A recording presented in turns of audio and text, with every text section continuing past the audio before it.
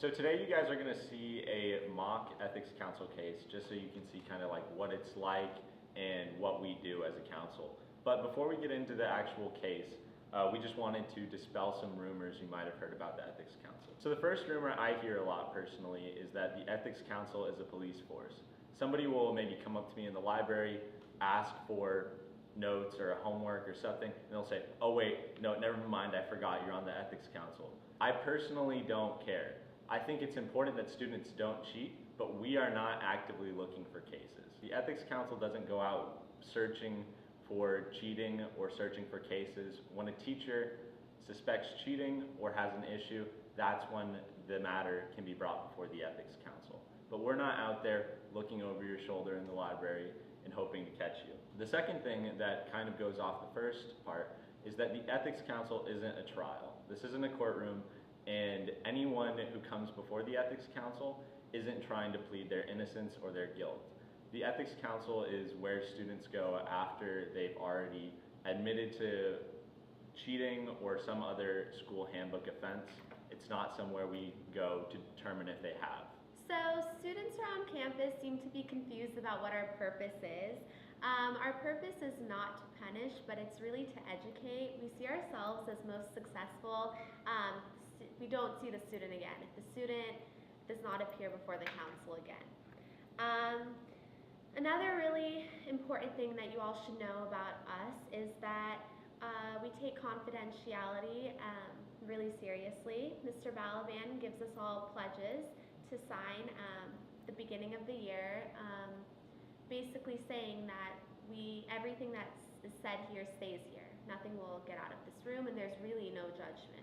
All right, hi everyone, I'm Mr. Balaban. I'm one of the deans of the upper school. We're here to show you guys a mock ethics council case, both so that you guys can see how a case works, and also in case anybody wants to apply to be on the ethics council. We're going to walk you through the facts of the case, we're going to show you the whole process, and then we're going to let the ethics council leaders themselves engage all of you in a discussion.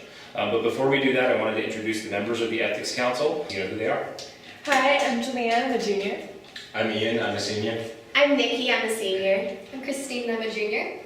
I'm Danielle, I'm a sophomore. I'm Naya, I'm a senior. And I'm George, I'm a junior.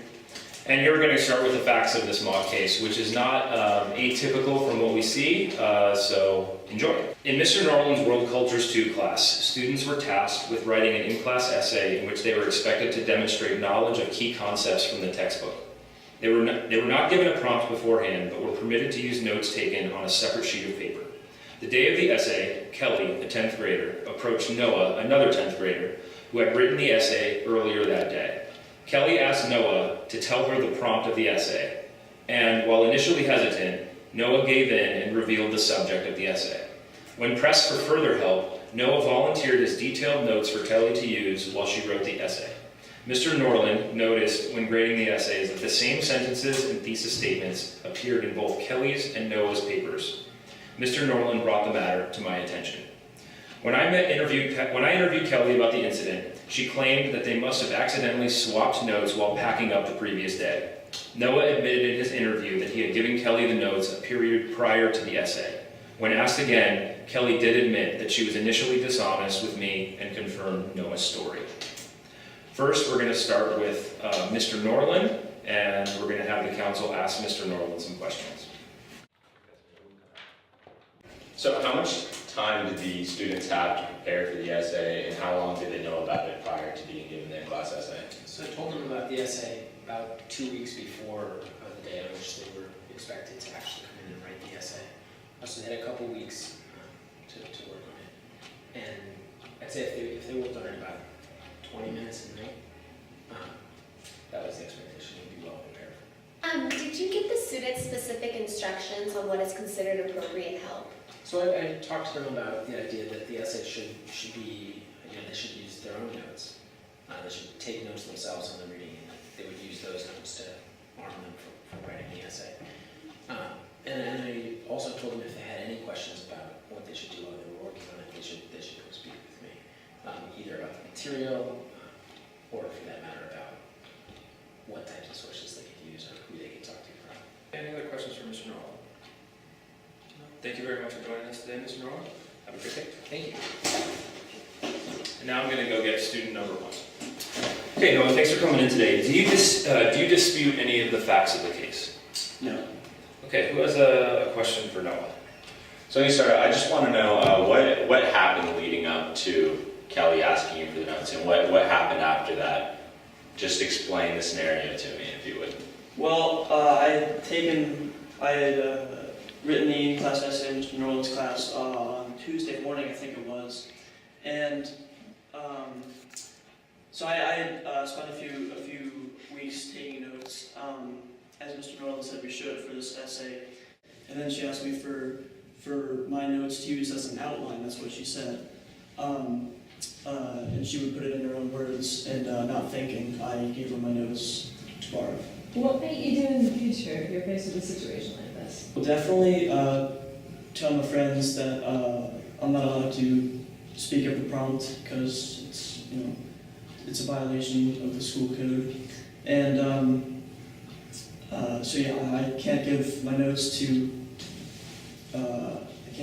other students because it's wrong. And yeah, like I said, it's just a terrible mistake, and yeah, it won't happen again. And what have you taken out from this situation? I have learned that this wrongdoing that I've committed affects a lot more people than just myself. It affects my friend, it affects my classmates, my teachers, whole faculty, and this whole community. I've learned that definitely don't give in to peer pressure, and stop and think, and say, hey, tell my friend, hey, you should have put in the time, worked on your notes, talked to the teacher beforehand. That's what I Do you understand if she were to paraphrase your notes that that's still not okay, it's the wrong thing to do? I do understand that. I've learned that. When I initially gave her the notes before, she told me that she'd just be using it sort of as an outline, that she'd throw in her own notes and put it into her own words. But I do understand that giving her my ideas is wrong, and that's plagiarism. So. Are there any other questions for Noah? Okay. Noah, thank you very much for coming in today. Okay, Kelly, thanks for coming today. Anybody have any questions for Kelly? So I just want to know, leading up to asking Noah for the prompt and asking Noah for the notes, what happened? What was your mindset going into the essay, and what did you hope to get from Noah? Well, I was just really busy that day, so I figured that if I just asked him for his notes, I could use it and just quickly be done with the essay, just get it over with. And how are you generally doing in his class? I'm doing okay. I'm not doing the best, but Any other questions for Kelly? What might you do in a situation if something similar were to come up?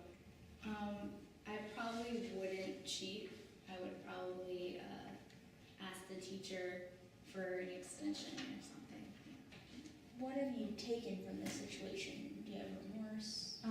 Yeah, I feel really bad. I feel really bad. I didn't think that I would get caught because it was, a new class essay. So. Who do you think was affected from the whole situation or got hurt from it?